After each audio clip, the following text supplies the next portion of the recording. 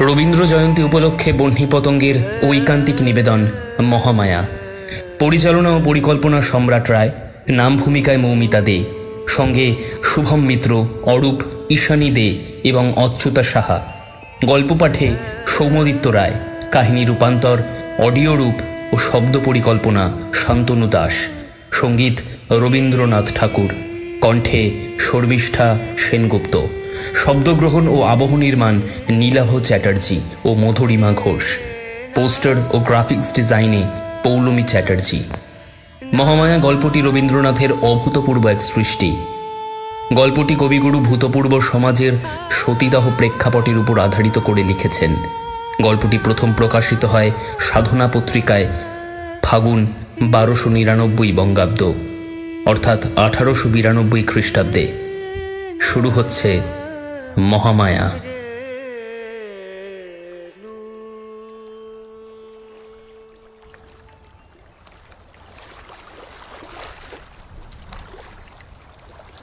কি হলো?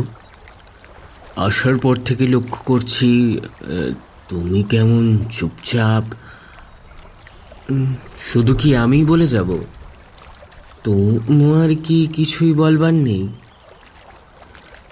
নাকি আমার উপরে রাগ করে আছো?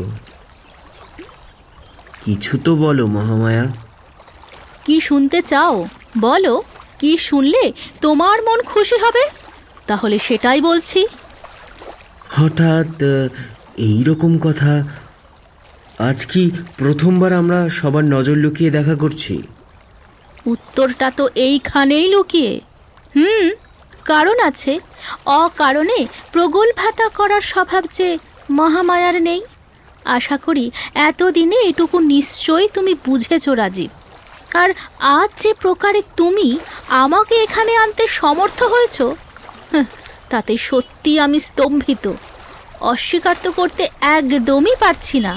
তাই জন্যে চুপ থেকে তোমার বীরত্বের প্রশংসা মনে মনে পাঠ করছি। আর কিছু?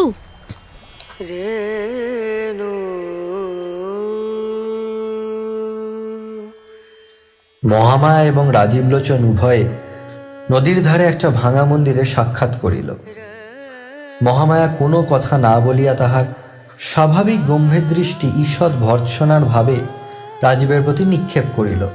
তাহার মর্ম এই, তুমি কি সাহসে আজ অসময়ে আমাকে এখানে আহ্বান করিয়া আনিয়াছ? আমি এ পর্যন্ত তোমার সকল কথা শুনিয়া আসিতেছি বলিয়াই তোমার এত দূর স্পর্ধা বাড়িয়া উঠিয়াছে। রাজীব একে মহামায়াকে বরাবর ঈষৎ ভয় করিয়া চলে, তাহাতেই দৃষ্টিপাত তাহাকে ভারী বিচলিত করিয়া দিল। দুটো কথা গুছাইয়া বলিবে মনে করিয়াছিল, সে আশায় তৎক্ষণাৎ জলাঞ্জলি দিতে হইল। তাহলে বলো, কি করতে হবে? কি বলবো? এতদিন যাবৎ অনেক কথাই তো বলেছি। ফলস্বরূপে কি পেলাম? অকাল পক্ক কদলি, তাই নয় কি? মানে আমি বলছি, চলো আমরা এই গ্রাম ছেড়ে পালিয়ে গিয়ে বিয়ে করি। রাজীবের যে কথাটা বলিবার উদ্দেশ্য ছিল সে কথাটা ঠিক বলা হইল বটে, কিন্তু যে ভূমিকাটি মনে মনে স্থির করিয়া আসিয়াছিল তাহার কিছুই হইল না। কথাটা অত্যন্ত নিরস, নিরলঙ্কার, এমনকি অদ্ভুত শুনিতে হইল। নিজে বলিয়া নিজেই থতমত খাইয়া গেল। আরও দুটো পাঁচটা কথা জুড়ে ওটাকে যে বেশ একটু নরম করিয়া আনিবে তাহার সামর্থ্যও রইল না। ভাঙা মন্দিরে নদীর ধারে এই মধ্যাহ্নকালে মহামায়াকে ডাকিয়া আনিয়া নির্বোধ লোকটা শুদ্ধ কেবল বলিল, চলো আমরা বিবাহ করিগে। মহামায়া কুলীনের ঘরের কুমারী, বয়স 24 বৎসর। যেমন পরিপূর্ণ বয়স তেমনি পরিপূর্ণ সৌন্দর্য, যেন শরৎকালে রৌদ্রের মতো কাঁচা সোনার প্রতিমা। সেই রৌদ্রের মতোই দীপ্ত এবং নীরব, এবং তাহার দৃষ্টি দিবালোকের ন্যায় উন্মুক্ত এবং নির্ভীক। মহামায়ার বাপ নাই, বড় ভাই আছেন, তাহার নাম ভবানীচরণ চট্টোপাধ্যায়। ভাই বোন প্রায় এক প্রকৃতির লোক। মুখে কথাটি নাই, কিন্তু এমনই একটা তেজ আছে যে দিবা দ্বীপ্রহরের মতো নিঃশব্দে দহন করে। লোকে ভবানীচরণকে অকারণে ভয় করিত। রাজীব লোকটি বিদেশী। এখানকার রেশমের কুঠির বড় সাহেব তাহাকে নিজের সঙ্গে লইয়া আসিয়াছে। রাজীবের বাপ এই সাহেবের কর্মচারী ছিলেন। তাহার মৃত্যু হইলে সাহেব তাহার অল্পবয়স্ক পুত্রের ভরণ পোষণের ভার নিজে লইয়া তাহাকে বাল্যাবস্থায় এই বামনহাটির কুঠিতে লইয়া আসেন। বালকের সঙ্গে কেবল তাহার স্নেহশীলা পিসি ছিলেন। ইহারা ভবানীচরণের প্রতিবেশী রূপে বাস করিতেন। মহামায়া রাজীবের বাল্যসঙ্গিনী ছিল এবং রাজীবের পিসির সহিত মহামায়ার সুদৃঢ় স্নেহবন্ধন ছিল। রাজীবের বয়স ক্রমে ক্রমে 16, 17, 18 এমনকি 19 হইয়া উঠিল।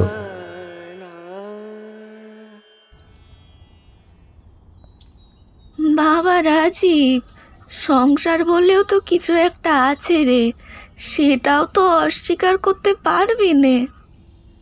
আর প্রতি 15 দিন অন্তর আমার বিয়ের ভূত তোমার মাথায় কেন চাপে পিসি?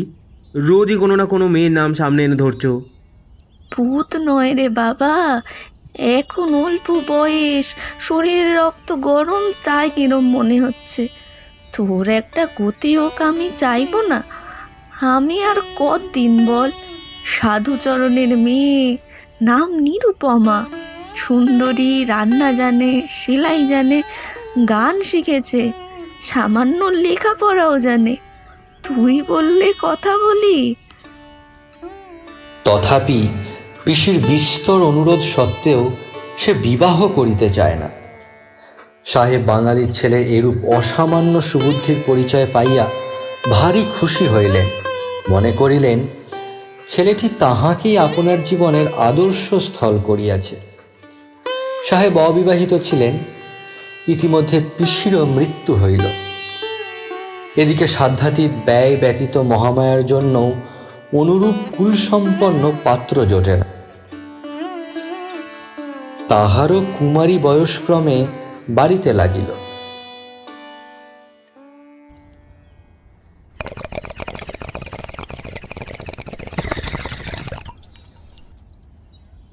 আপনি আর একটু সন্ধান করে দেখুন আচার্য।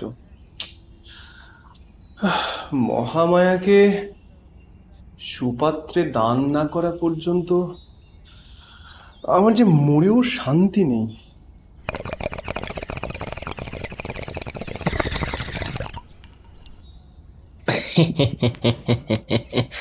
চেষ্টা কি আমি কম করলাম চাটুর্য মশাই? আপনার ভগিনীর রূপ আছে, গুণ আছে, রন্ধনের দ্রৌপদী তুল্য, আর সেসব ঠিক আছে, কিন্তু বিয়ে তো কেবল রূপে আর গুণে হয় না, অর্থ বলেও একটা শব্দ আছে বিবাহ শাস্ত্রে। কিন্তু এই পাত্রের বাবা তো গগনচুম্বিত অর্থ চেয়ে বসে আছে। আমার পক্ষে সম্ভব নয় আচার্য, আপনি অন্যত্র সন্ধান করুন। হ্যাঁ, আমি মানছি আমার উচ্চ কুল বংশ আর এই মর্যাদাটুকু ছাড়া আর কিছুই নেই। সেটাই আমার অহংকার, সেটাই। কিছু মনে করবেন না চাটুর্য মশাই, আপনার ভগিনীর মঙ্গল খুব ভারী, তার উপর শুক্রের অদম্য প্রভাব, 24 বৎসরের অরক্ষণীয়া।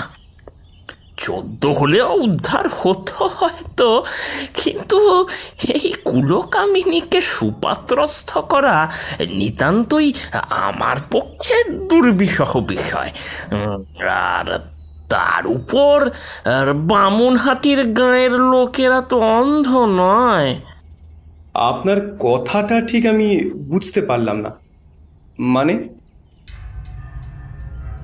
না বুঝবার মতো কথা তো আমি বলিনি। আপনার মা বাপ মরা আদরের বোনটি যে সময় অসময় ওই বণিক পাড়ার ছেলে রাজীবের সাথে দেখা করে, সেটা তো কারোর অজানা নয়। আশা করি আপনিও সেই বিষয় এতদিনে বিস্তর জেনেছেন। আপনি বলুন এইবার মহামায়ার বিয়ে আমি কি উপায় দেব? পাঠকদিগকে বলা বাহুল্য যে পরিণয় বন্ধন যে দেবতার কার্য, তিনি যদিও এই নরনারী যুগলের প্রতি এ যাবৎ বিশেষ অমনোযোগ প্রদর্শন করে আসিতেছেন, কিন্তু প্রণয় বন্ধনের ভার যাহার প্রতি তিনি এতদিন সময় নষ্ট করেন নাই। বৃদ্ধ প্রজাপতি যখন ঢুলিতেছিলেন, যুবক কন্দর্প তখন সম্পূর্ণ সজাগ অবস্থায় ছিলেন। ভগবান কন্দর্পের প্রভাব ভিন্ন লোকের উপর ভিন্নভাবে প্রকাশিত হয়। রাজীব তাহার প্ররোচনায় দুটো চারটে মনের কথা বলিবার অবসর খুঁজিয়া বেড়ায়, মহামায়া তাহাকে সে অবসর দেয় না।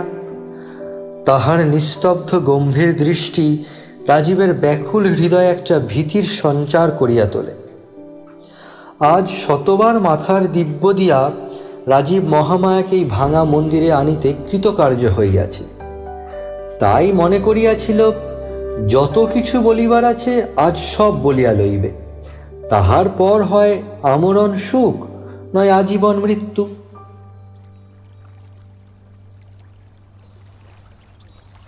কিছু তো উত্তর দাও। তুমি কি আজ এই কথাটা বলবার জন্যই বাবার দিব্যিতে আমায় টেনে আনলে? কেন, তুমি বিয়ে করতে চাও না আমায়? চাই, তবে একজন নির্ভীক রাজীব নামের পুরুষকে, কাপুরুষকে নয়। সেটা হতে পারে না। মধ্যাহ্নকালের অনেকগুলি অনির্দিষ্ট করুণ ধ্বনি আছে, সেইগুলি এই নিস্তব্ধতায় ফুটিয়া উঠিতে লাগিল। বাতাসে মন্দিরের অর্ধসংলগ্ন ভাঙা কবাট একবার অত্যন্ত মৃদুমন্দ আর্তস্বর সহকারে ধীরে ধীরে খুলিতে এবং বন্ধ হইতে লাগিল। মন্দিরের গবাক্ষে বসিয়া পায়রা বকম বকম করিয়া ডাকে, বাহিরে শিমুল গাছের শাখায় বসিয়া কাঠঠোকরা একঘেয়ে ঠক ঠক শব্দ করে। শুষ্ক পত্ররাশির মধ্য দিয়া গিরগিটি সরসর শব্দে ছুটিয়া যায়। হঠাৎ একটা উষ্ণ বাতাস মাঠের দিক হইতে আসিয়া সমস্ত গাছের পাতার মধ্যে ঝরঝর করিয়া উঠে এবং হঠাৎ নদীর জল জাগিয়া উঠিয়া ভাঙা ঘাটের সোপানের উপর ছলাৎ ছলাৎ করিয়া আঘাত করিতে থাকে। এই সমস্ত আকস্মিক অলস শব্দের মধ্যে বহুদূর তরুতল হইতে একটি রাখালের বাঁশিতে মেঠো সুর বাজিতেছে। রাজীব মহামায়ার মুখের দিকে চাহিতে সাহসী না হইয়া মন্দিরের ভিত্তির উপর ঠেস দিয়া দাঁড়াইয়া এক প্রকার শ্রান্ত স্বপ্নাবিষ্টের মতো নদীর দিকে চাহিয়া আছে। কিছুক্ষণ পরে মুখ ফিরাইয়া লইয়া রাজীব আর একবার ভিক্ষুকভাবে মহামায়ার মুখের দিকে চাহিল। মহামায়ার মাথা যেমনি নড়িল, রাজীবের আশা অমনি ভবিষ্যৎ হইয়া গেল। কারণ রাজীব সম্পূর্ণ জানিত, মহামায়ার মাথা মহামায়ার নিজের নিয়মানুসারেই নড়ে, আর কাহারও সাধ্য নাই তাহাকে আপন মতে বিচলিত করে। সেই তুমি কেন আমাকে বিয়ে করবে? তুমি উচ্চ বংশের মেয়ে, কুলাভিমানী, সুন্দরী। আমার মতো অপাত্র অব্রাহ্মণ তোমার স্বামী হতে পারে কি করে? তোমার আত্মসম্মানে কাঁটার মতো বিঁধবে সেটা। আমার মতো ছেলেকে ভালোবাসা যেতে পারে, বিয়ে করা নয়। তুমি যে কাপুরুষ তা আমার এতদিন ধারণা ছিল, কিন্তু আজ তোমার এই কথায় আমার ধারণা বিশ্বাসে পরিণত হলো। তোমার কল্পনার প্রশংসা না করে পারছি না। এতদিনেও এইটুকু আমায় চিনলে না যে বিয়ে যদি তোমায় করতেই হয় তাহলে এই গ্রামের সকলকে জানিয়েই করব। যোগ্য পুরুষের মতো আমার দাদার কাছে গিয়ে আমাদের কথা বলো। হ্যাঁ ঠিক, তোমার ভাষায় আমি কুলাভিমানী। তাই রাতের অন্ধকারে মাথা নিচু করে চোরের মতো আমি পালাতে রাজি নই। আমি চুপ করে তোমার কথা শুনি বলে তোমার মনে অনেক কিছুই শুরু হতে আরম্ভ করেছে। যাহা হোক, মহামায়া বুঝিতে পারিল তাহার নিজের বিবেচনাহীন ব্যবহারেই রাজীবের এতদূর স্পর্ধা বাড়িয়াছে। তৎক্ষণাৎ সে মন্দির ছাড়িয়া চলিয়া যাইতে উদ্যত হইল। রাজীব অবস্থা বুঝিয়া তাড়াতাড়ি কহিল, আমি কালই চলে যাব। মহামায়া প্রথমে মনে করিয়াছিল যে ভাবটা দেখাইবে সে খবরে আমার কি আবশ্যক, কিন্তু পারিল না। পা তুলিতে গিয়াও পা উঠিল না। শান্তভাবে জিজ্ঞাসা করিল, কেন? আমার সাহেব এখান থেকে সোনারপুরের কুঠিতে বদলি হয়েছেন, আমাকে সঙ্গে করে নিয়ে যাবেন। মহামায়া আবার অনেকক্ষণ চুপ করিয়া রহিল। ভাবিয়া দেখিল দুইজনের জীবনের গতি দুই দিকে। একটা মানুষকে চিরদিন নজরবন্দি করিয়া রাখা যায় না। তাই চাপা ঠোঁট ঈষৎ খুলিয়া কহিল, আচ্ছা। সেটা কতকটা গভীর দীর্ঘ নিঃশ্বাসের মতো শুনাইল। কেবল এই কথাটুকু বলিয়া মহামায়া পুনশ্চ গমনোদ্যত হইতেছে এমন সময় রাজীব চমকিয়া উঠিয়া কহিল, এই চ্যাটুর্যে মশাই! মহামায়া দেখিল ভবানীচরণ মন্দিরের অভিমুখে আসিতেছে। বুঝিল তাহাদের সন্ধান পাইয়াছে। রাজীব মহামায়ার বিপদের সম্ভাবনা দেখিয়া মন্দিরের ভগ্ন ভিত্তি দিয়া লাফাইয়া বাহির হইবার চেষ্টা করিল। মহামায়া সবলে তাহার হাত ধরিয়া আটক করিয়া রাখিল। হাত ছাড়ো মহামায়া, হাত ছাড়ো! চাটুর্যে কর্তা আসছেন, তোমার সাথে আমায় দেখলে। তো এইটুকু সাহস যদি না থাকে তাহলে আমায় ভালোবাসতে এলে কেন? প্রেমের কাব্য লিখতে নিশ্চয়ই নয়। ভবানীচরণ মন্দিরে প্রবেশ করিল। কেবল একবার নীরবে নিস্তব্ধভাবে উভয়ের প্রতি দৃষ্টিপাত করিলেন। মহামায়া রাজীবের দিকে চাহিয়া অবিচলিতভাবে কহিল, রাজীব, সময় যখন সামনে এসে দাঁড়িয়েছে তখন তাকে সাক্ষী রেখেই বলছি, তোমার ঘরেই আমি যাব। শুধু এইটুকু অনুমতি চাইছি, তুমি কেবল আমার জন্য অপেক্ষা করো। ভবানীচরণ নিঃশব্দে মন্দির হইতে বাহির হইলেন। মহামায়াও নিঃশব্দে তাহার অনুগমন করিল। আর রাজীব হতবুদ্ধি হইয়া দাঁড়াইয়া রহিল, যেন তাহার ফাঁসির হুকুম হইয়াছে।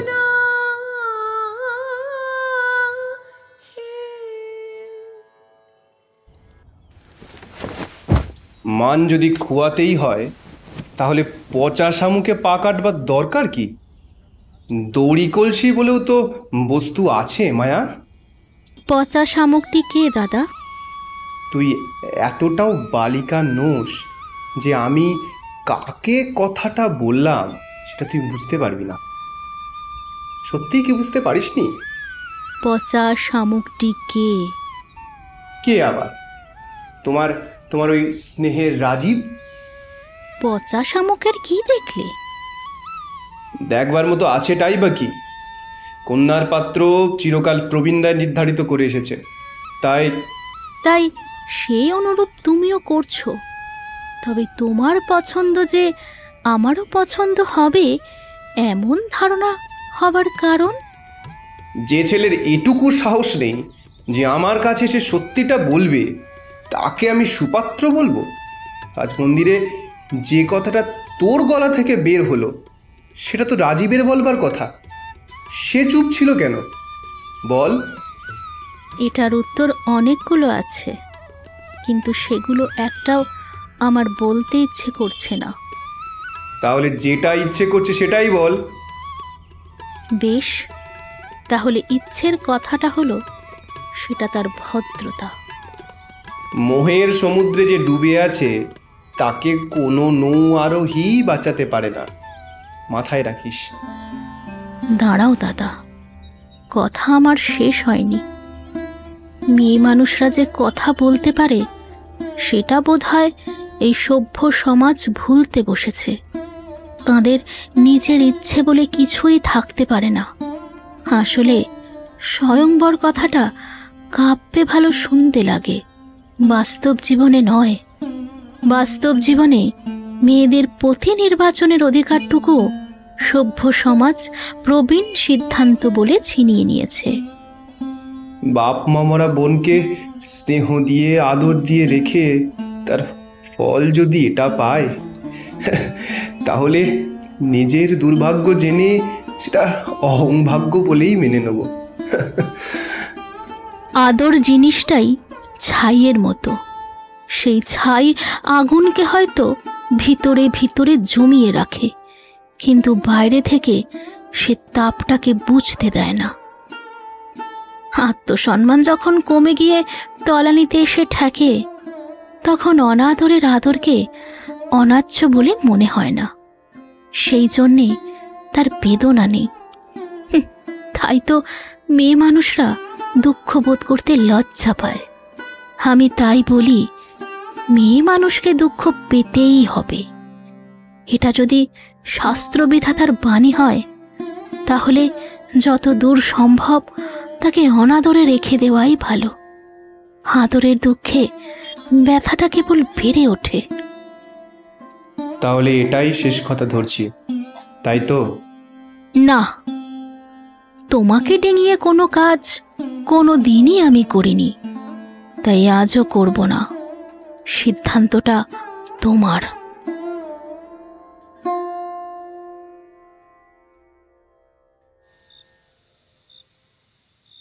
সেই রাত্রেই ভবানীচরণ একখানা লাল চেলি আনিয়া মহামায়ার সম্মুখে রাখিয়া পড়িবার আদেশ দিলেন।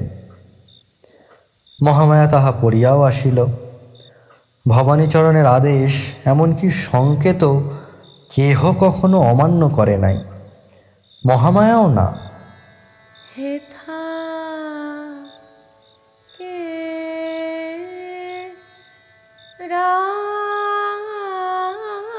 সেই রাত্রে এই উভয় নদী তীরে শ্মশান অভিমুখে চলিলেন। শ্মশান বাড়ি হইতে অধিক দূর নহে। সেখানে গঙ্গাযাত্রীর ঘরে একটি বৃদ্ধ ব্রাহ্মণ মৃত্যুর জন্য প্রতীক্ষা করিতেছিল। তাহারই শয্যা পার্শ্বে উভয়ে গিয়া দাঁড়াইলেন। ঘরের এক কোণে পুরোহিত ব্রাহ্মণ উপস্থিত ছিল। ভবানীচরণ তাহাকে ইঙ্গিত করিলেন। সে অবিলম্বে শুভানুষ্ঠানের আয়োজন করিয়া লইয়া প্রস্তুত হইয়া দাঁড়াইল। মহামায়া বুঝিল, এই মুমূর্ষুর সহিত তাহার বিবাহ। আমার সিদ্ধান্ত হয়তো তোমার কঠিন কঠোর মনে হতে পারে, তবে এটা তোমাকে মাথায় রাখতে হবে, আমরা সমাজে বাস করি, তার বাইরে কিন্তু নয়।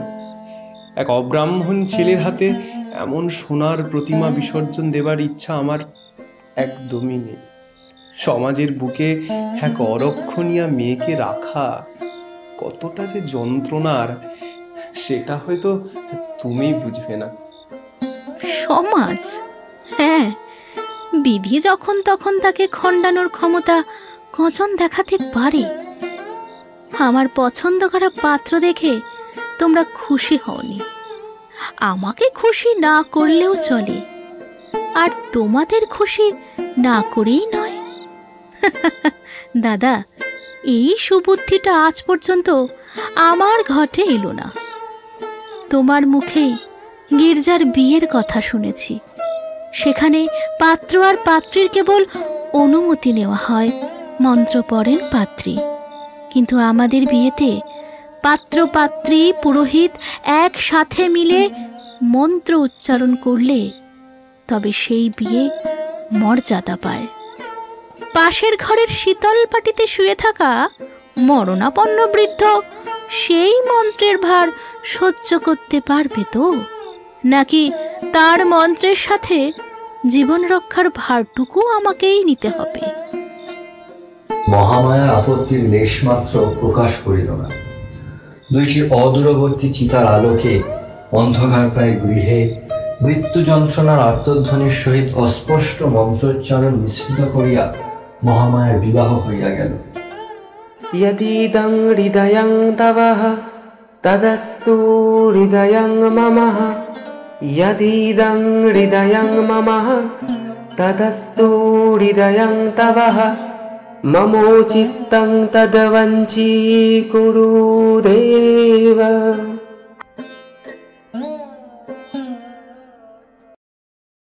যেদিন বিবাহ তাহার পরদিনই মহামায়া বিধবা হইল। এই দুর্ঘটনায় বিধবা অতিমাত্র সুখ অনুভব করিল না, এবং রাজীব ও মহামায়ের অকস্মাৎ বিবাহ সংবাদে যেরূপ বজ্রাহত হইয়াছিল, বৈধব্য সংবাদে সেই রূপ হইল না, এমনকি কিঞ্চিত প্রফুল্ল বোধ করিতে লাগিল। কিন্তু সে ভাব অধিকক্ষণ স্থায়ী হইল না। দ্বিতীয় আর একটা বজ্রাঘাত রাজীবকে একেবারে ভূপতিত করিয়া ফেলিল।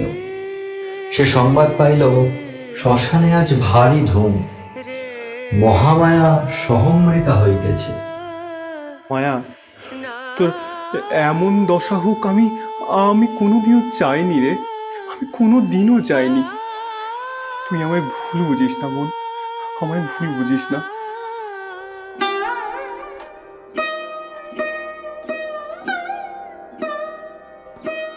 ভুল বুঝবো কেন? আজ নিজের উপর গৌরব আরো বেড়ে উঠল। আমি কুলীন ঘরে সাধারণ ও সামান্য একটি মেয়ে, কিন্তু আমি বেশ বুঝি তুমি আমায় মনে মনে ভয় করো। বিধাতা যে আমায় বোধ বুদ্ধি বিদ্যা দিয়েছেন, ভিতরে ভিতরে তার খাতিরে না করে বাঁচো না। সেই জন্যেই প্রজাপতি দেবতার আশ্রয় নিলে। প্রজাপতিও বংশের মুখ রক্ষা করলো এক রাতে। মেয়ে মানুষের আবার স্বাদ কি? পাত্র হোক না জরা বৃদ্ধ, পুরুষ বটে। মন্দ স্বামীর উদাহরণ এই সংসারে দুর্লভ নয়। সে দেখতে গেলে আমার বৃদ্ধ স্বামী তো সোনার আংটি। পোড়া কপালের দুঃখ করে হবেটা কি? বড় হোক ছোট হোক, স্বামী তো বটে। যতই তুই ধিক্কার জানা, সমাজের নিয়ম তো তুই আর বদলাতে পারবি না রে বোন। স্বামী চিতায় গেলে সতীসাধ্রী স্ত্রীকেও তার রঙিন আঁচল নিয়ে যেতেই হবে। এটাই তো বিশ্ববিধাতার নিয়ম। ঠিক, সেই জন্যেই পতি দেবতাকে না দোষে বিশ্ব দেবতাকে দোষ দেওয়াই ভালো। তবে বিশ্ববিধাতার নিয়ম তামাশায় চিতার আগুনটা কেবল বাঙালি জীবিত মেয়ের আঁচলের উপর দিয়েই যাবে, আর বীর পুরুষ জীবিত স্বামীর কোচর ওপর দিয়ে যাবে না কেন? সেটাও তো বিশ্ববিধাতার ভেবে দেখা উচিত।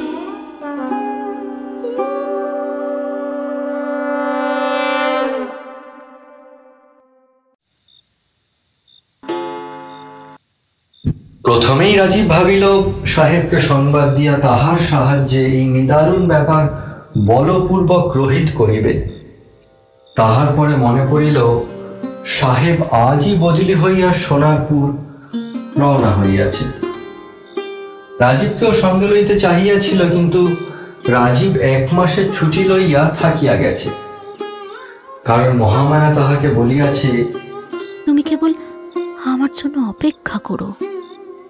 সেই কথা সে কিছুতেই লঙ্ঘন করিতে পারে না। আপাতত 1 মাসের ছুটি লইয়াছে, আবশ্যক হইলে 2 মাস, ক্রমে 3 মাস, এবং অবশেষে সাহেবের কর্ম ছাড়িয়া দিয়া দ্বারে দ্বারে ভিক্ষা করিয়া খাইবে, তবু চিরজীবন অপেক্ষা করিতে ছাড়িবে না। রাজীব যখন পাগলের মতো ছুটিয়া হয় আত্মহত্যা, নয় একটা কিছু করিবার উদ্যোগ করিতেছে, এমন সময় সন্ধ্যাকালে মুষল ধারায় বৃষ্টির সহিত এক প্রলয় ঝড় উপস্থিত হইল। এমনই ঝড় যে রাজীবের মনে হইল বাড়ি মাথার উপর ভাঙিয়া পড়িবে। যখন দেখিল বাহ্য প্রকৃতিতেও তাহার অন্তরের অনুরূপ একটা মহা বিপ্লব উপস্থিত হইয়াছে, তখন সে যেন কতটা শান্ত হইল। তাহার মনে হইল সমস্ত প্রকৃতি তাহার হইয়া একটা কোনরূপ প্রতিবিধান করিতে আরম্ভ করিয়া দিয়াছে। সে নিজে যতটা শক্তি প্রয়োগ করিতে ইচ্ছা করিত মাত্র, কিন্তু পারিত না, প্রকৃতি আকাশ পাতাল জুড়িয়া ততটা শক্তি প্রয়োগ করিয়া কাজ করিতেছে।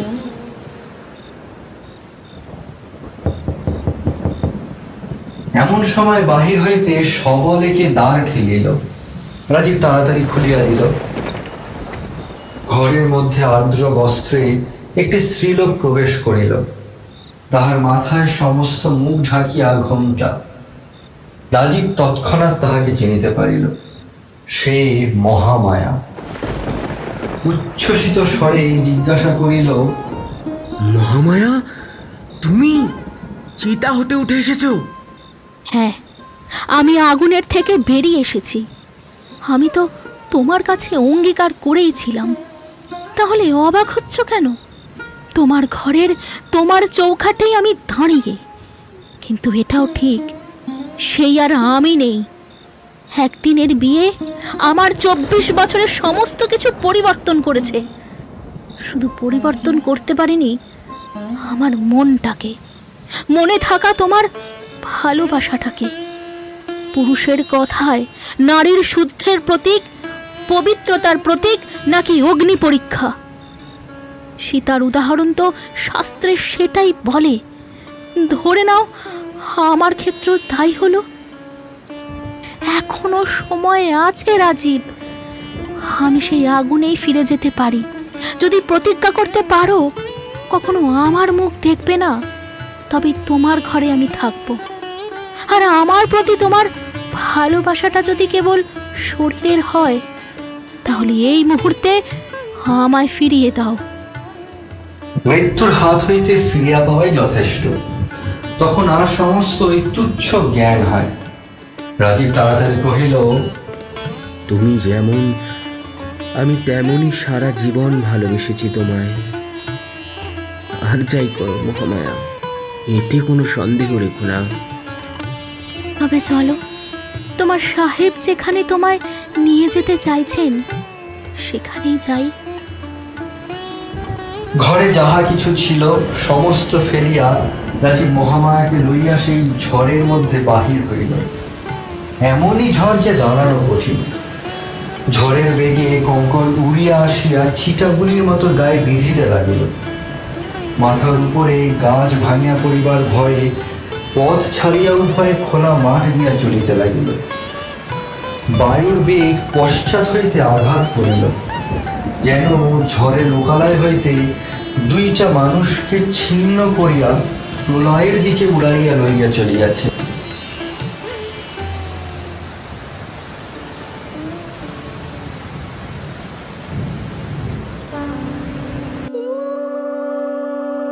ॐ कृत्वा तुं दुष्कृतं कर्म जनता व्याप्य जनता मृत्युकालसम्पत्यं नरनारीपञ्चतुमाज्ञतं धर्माधर्मसमायुक्तं लोभमोहसमावृतं द्वहेनं सर्वगत्राणि दिव्यं लोकं सुगच्छतु।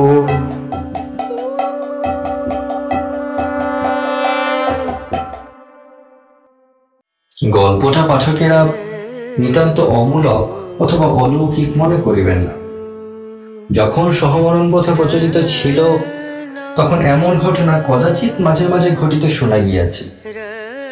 মহামায়ার হাত পা বাঁধিয়া তাহাকে চিতায় সমর্পণ করিয়া যথাসময়ে অগ্নিপ্রয়োগ করা হইয়াছিল। অগ্নিও ধু ধু করিয়া ধরিয়া উঠিয়াছে। এমন সময় প্রচন্ড ঝড় ও মুষলধারে বৃষ্টি আরম্ভ হইল। যাহারা দাহ করিতে আসিয়াছিল তাহারা তাড়াতাড়ি গঙ্গাযাত্রীর ঘরে আশ্রয় লইয়া দ্বার রুদ্ধ করিয়া দিল। বৃষ্টিতে চিতা নিভিতে বিলম্ব হইল না। ইতিমধ্যে মহামায়ার হাতের বন্ধন ভস্য হইয়া তাহার হাত দুটি মুক্ত হইয়াছে। অসহ্য দাহ যন্ত্রণায় একটিমাত্র কথা না কহিয়া মহামায়া উঠিয়া বসিয়া পায়ের বন্ধন খুলিল। তাহার পর স্থানে স্থানে দগ্ধ বস্ত্রখণ্ড গাত্রে জড়াইয়া উলঙ্গ প্রায় মহামায়া চিতা হইতে উঠিয়া প্রথমে আপনার ঘরে ফিরিয়া আসিল। গৃহে কি হয়েছিল না, সকলেই শ্মশানে। প্রদীপ জ্বালিয়া একখানি কাপড় পরিয়া মহামায়া একবার দর্পণের মুখ দেখিল। দর্পণ ভূমিতে আছড়িয়া ফেলিয়া একবার কি ভাবিল। তাহার পর মুখের ওপর দীর্ঘ ঘোমটা টানিয়া অদূরবর্তী রাজীবের বাড়ি গেল। তাহার পর কি ঘটিল পাঠকের অগোচর নাই।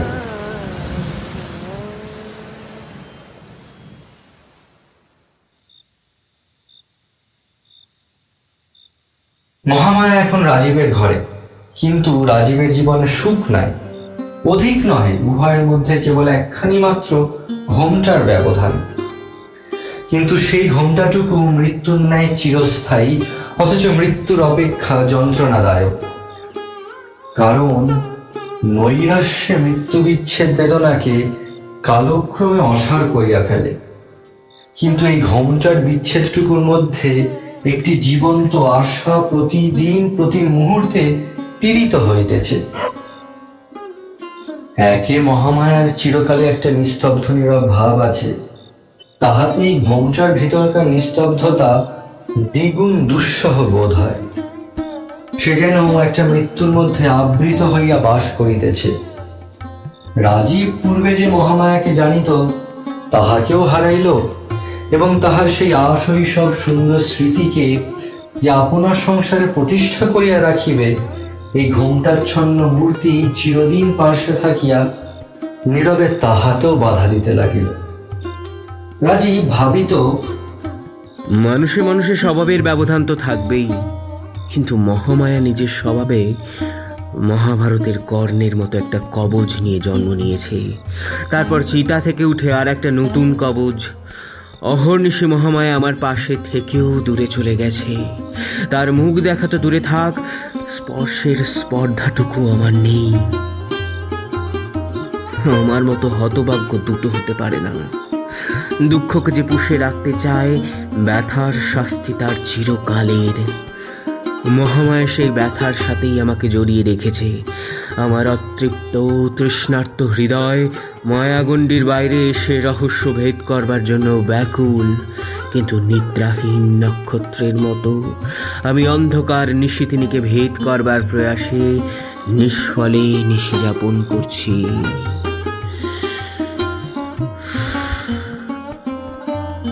এমনি করিয়া এই দুই সঙ্গীহীন একক প্রাণী কতকাল একত্র যাপন করিল।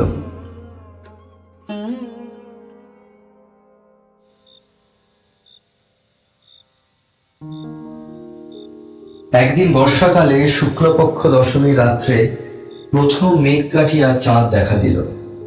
নিস্পন্দ জ্যোৎস্নারা ত্রিসুপ্ত পৃথিবীর শিয়রে জাগিয়া বসিয়া রহিল। সে রাত্রে নিদ্রা ত্যাগ করিয়া রাজীব আপনার জানলায় বসিয়াছিল। গ্রীষ্মক্লিষ্ট বন হইতে একটা গন্ধ এবং ঝিল্লির শ্রান্ত রব তাহার ঘরে আসিয়া প্রবেশ করিতেছিল। রাজীব দেখিতেছিল অন্ধকার তরুশ্রেণীর প্রান্তে শান্ত সরোবর একখানি মার্জিত রূপার পাতের মতো ঝকঝক করিতেছে। মানুষ এরকম সময় স্পষ্ট একটা কোনো কথা ভাবে কিনা বলা শক্ত।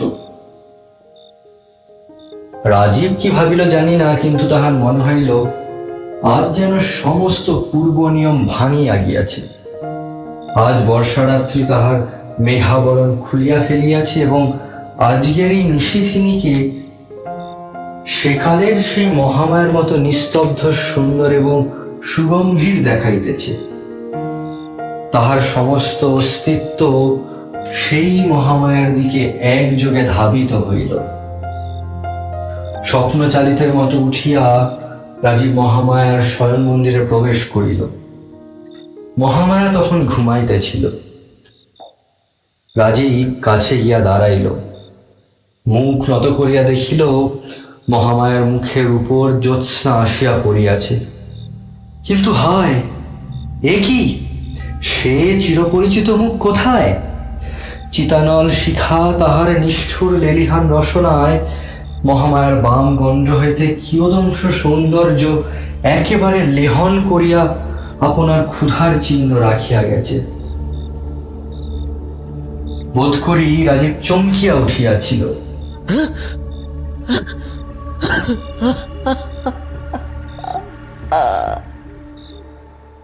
মহামায়া চমকিয়া জাগিয়া উঠিল, দেখিল সম্মুখে রাজীব।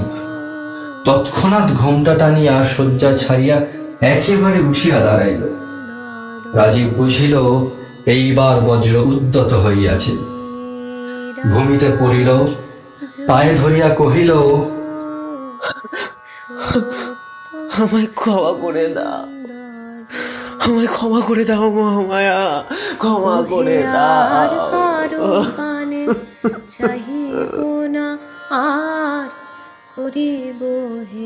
মহামায়া একটি উত্তর মাত্র না করিয়া, মুহূর্তের জন্য পশ্চাতে না করিয়া ঘর হইতে বাহির হইয়া গেল। মহামায়া, মহামায়া কিছু বলো, মহামায়া। ওহে তুমি যদি বলো এখনি করি। রাজীবের ঘরে আর সে প্রবেশ করিল না। কোথাও তাহার আর সন্ধান পাওয়া গেল না। সেই ক্ষমাহীন চিরবিদায়ের নীরব প্রধানল রাজীবের সমস্ত ইহজীবনে একটা সুদীর্ঘ দগ্ধচিহ্ন রাখিয়া দিয়া গেল।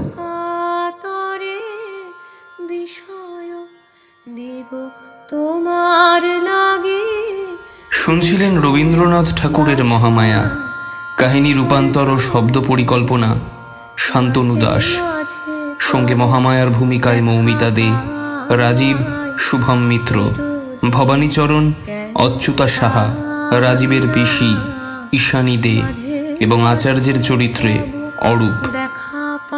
গীত কণ্ঠে শর্মিষ্ঠা সেনগুপ্ত এবং শুভম মিত্র, বাদ্যে শিপ্রা সরকার, পোস্টার ডিজাইন পৌলমী চ্যাটার্জি, আবহ নির্মাণ নীলাভ চ্যাটার্জি ও মধুরিমা ঘোষ, গল্প পাঠে সৌমদিত্য রায় এবং গল্পের সূত্রধর অরূপ। সমগ্র অনুষ্ঠান পরিকল্পনায় সম্রাট রায়। বহ্নিপতঙ্গ চ্যানেলের পক্ষ থেকে আন্তরিক ধন্যবাদ লেখক শান্তনু দাসকে আমাদের পাশে থাকার জন্য। আমরা আবার আসব আরও নতুন স্বাদের গল্প নিয়ে। কেন পাই না মাঝে মাঝে তবু